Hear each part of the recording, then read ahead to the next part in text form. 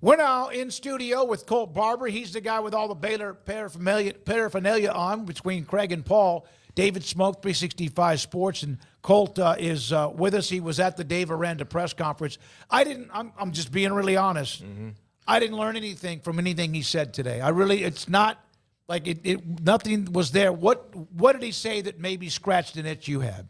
You know, I think listening to him speak, he's the same guy, but every time he talks, it's something he's saying different. And I think him coming out and saying last year's team didn't have any edge, we all saw it, but for him to admit that, I was really surprised in a lot of ways, and because we haven't heard him say that directly. So I hope he's right. I think that if you put faith in what he's saying, that this team has edge, that you're excited for that, because this team is going to have edge to outperform what they did last year.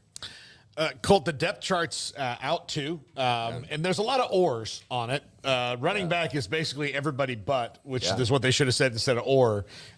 Everybody but one guy. Yeah. So work harder, dude. But what jumped out at you about this depth chart? Yeah, I think the inclusion of Bryson Washington on this was really interesting because you have three guys in Dawson Pendergrass, Richard Reese, Dominic Richardson, who all played a lot last year. And then you want Bryson Washington to be good, and you expect him maybe eventually is, but for him to be included there, they could have easily left him off. So I think that's an indicator of what they think of him.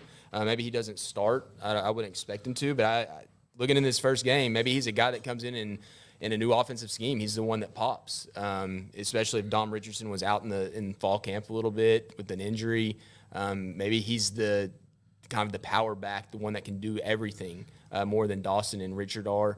But yeah, I think that would be the one that I would be most intrigued by of that group because, I mean, we know what he did in high school, winning some state championships. He's a big running back. You see him physically, and he looks the part. If he's the one that pops, I mean, that's great news for this offense.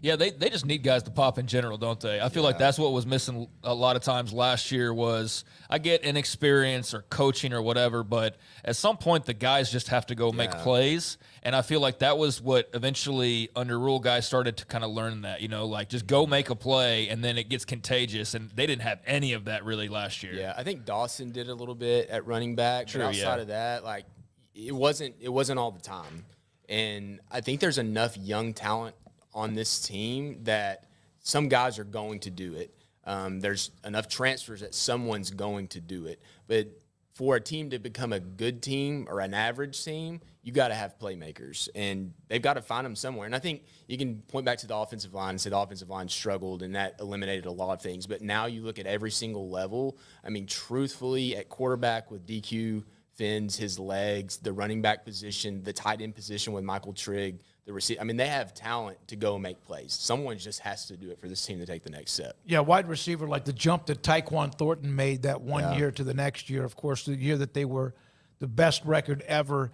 How do they know they're any good if they're practicing against people who they haven't seen much of and weren't very good themselves last year? Yeah, I mean, you remember those conversations this time last year. Oh, offensive line's doing great. Defensive line's doing great. Well, it ended up just being both of them weren't very good.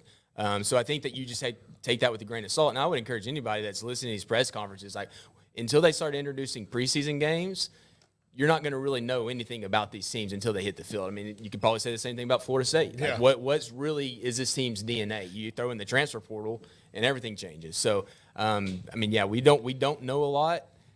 We don't know unless they just absolutely struggle against Tarleton State on Saturday. We probably won't know a lot after that game either. DJ, you looked great in practices leading up to that's kind of what you're talking about there. DeQuan Finn being named the starter, I don't think that was unexpected by anybody once he was brought in. But how much of the timing of that was him getting pushed by Sawyer Robertson, and how much of DeQuan's offseason was not being able to do everything that DeQuan Finn can do? Does that make sense? Like, I don't feel like what we're going to see on Saturday is what he was doing the last couple months, right? So how much of that also played into this competition remaining as maybe as close as it was? Yeah, I mean, I think in college football in general, dual threat quarterbacks are the name of the game. I mean, if you have a guy that can extend plays, that's just as good as a possession receiver who can make a play on third down. Like, just let him go make plays. So I think Sawyer's athletic enough that they could see the path to him becoming the starter because, well, he can still go make plays with his feet. But you have a guy like DQ who's running 21.9 miles per hour down the sideline. albeit against an FCS team, but he did it. He did it on game film. So but he ran past Ohio State in a couple of plays, he too. did, and so it translates. So you can say, well, it's lesser competition, but at the same time, like he was doing it regularly against Illinois, Ohio State. There was another Power 5, Notre Dame. At one point, he had a couple of good runs. So that speed translates, and I think especially at the quarterback position, he's going to have the ball in his hands every single play. It's not like you're trying to get the ball to him. He's going to have it. Now he's got to go make plays. Colt Barber in studio with us, 365 Sports. Today, Dave Aranda, like many coaches around the country, depth charts released, coaches talking about their upcoming game. And Paul Catalini for Colt. Do you have concerns about the wide receiver depth? Like the front line seems to be okay to me when you've got Katron Jackson and Ashton Hawkins and Hal Presley and guys like that. But then after that, it just seems to me that there's more questions that might be a position, outside of the obvious and offensive line where they can't really withstand some big injuries. Yeah, I mean, they went after 2 senior receivers in Ashton Hawkins and Jamal Bell. And I think the good news with Jamal is he's been around. He's not going to be this dynamic playmaker for this particular team. I think there's opportunities for him to pop. But overall, they're all seniors, the guys they're going to be putting out on the field. And then you look at the depth chart. Micah Gifford is a true sophomore. Jaden Porter is a true freshman. Jonah Burton's a walk-on. So, you're right. The depth's not there in terms of after the top 6 guys, but the good news is they have 6 guys. And I think at some point we'll start talking about Michael Trigg more as a receiver rather than a tight end, just because that's what he is at his core, despite being 6'4", 245. So they got to have those seniors make play and then go to the transfer portal and recruit it again, because they're going to need it for next year with all these guys they're going to lose. How drastically different do you think? Drastically different. Just how different is it with Dave Aranda running the show on defense?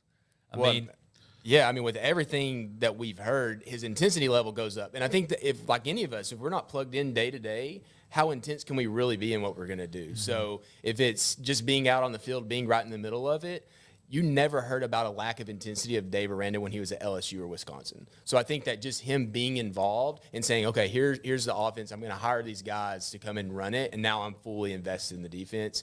I think we're going to see a noticeable difference from that. But he's also human, and he knows his job's on the line. Right. So I think that you combine those two things, and all the stories that we're getting out of spring, fall camp are that there is a noticeable difference, and not that he's any type of different intense, but I think you just see it more frequently now. Did Patterson stepping away, mutually agreeing to that, whatever it was that they decided on, did that change your perspective at all on the season itself, like how the defense will look or anything big picture? No, I think what they were going to get from Gary Patterson outside of maybe game planning, helping game plan, he gave them what they wanted in terms of like, hey, maybe this guy isn't your best player here. What I see on film, this guy is your better player. Okay. And that type of stuff. So I think in a long-standing season, maybe because he can give you so much help saying, here's a week ahead, I'm looking at this team. I'm watching TCU this weekend already, so I'm going to give you this feedback. So maybe he's still doing that. I mean, he showed up to practice 2 days after it. Yeah. So maybe there's still some of that mutual communication. You don't know what exactly is going on there, but for them to have formally announced that he's not there, I mean, you would think that he's probably not helping too much anymore.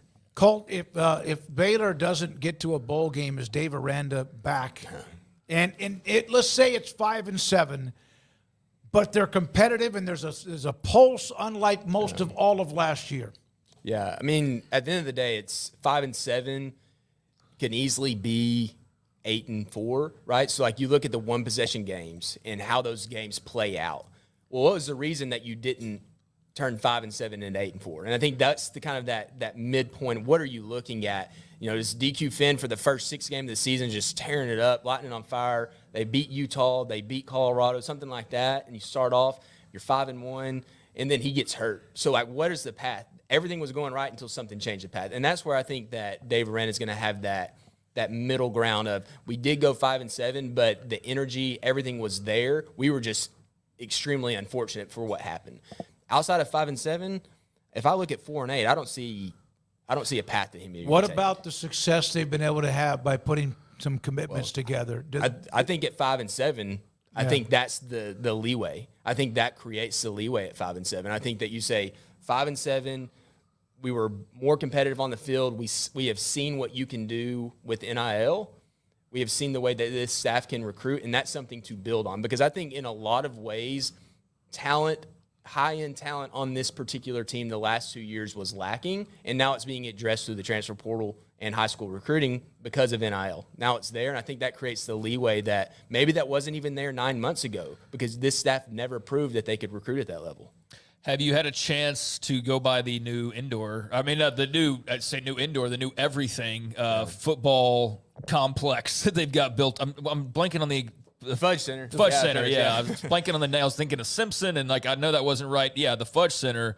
Have you got to take any of that in yet? I haven't been in. I've seen the videos of it, and I was there for the press conference this morning, and sitting in the bank overlooking the practice fields. I mean, the view is just completely different. It blocks the river, but it's beautiful. And then you have the stadium over there offset. I mean, I don't think that, and I haven't been everywhere, mind you, but I don't know if there's a better setting for a football facility in the Big 12. I mean, there might be someone that has the facilities top to bottom like Baylor does, but the way that it's set is just impressive. I want to go in there and see it, but just from the outside, it's impressive. Yeah, I saw it back when they had their spring scrimmage practice. They didn't have the game. Oh, that's way. And I went there today, and it's still tweaking it, doing things here and there, but they've almost surrounded it like a stadium in a way, in a facility in a way. Colt, thank you, man. Appreciate your time. Thank Colt you. Barber, 365 Sports, also is on Baylor Plus, and the football season for Baylor and hundreds of schools starts this weekend. Greg. Hey, I'll ask you one more question. What do you want to see this weekend?